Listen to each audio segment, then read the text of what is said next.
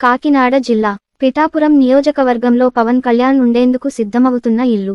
గొల్లప్రోలు మండలం చేబ్రోలు హైవే రోడ్లో ఓదూరి నాగేశ్వరరావు నూతనంగా నిర్మించిన ఇల్లును పవన్ ఓకే చేసినట్టు సమాచారం.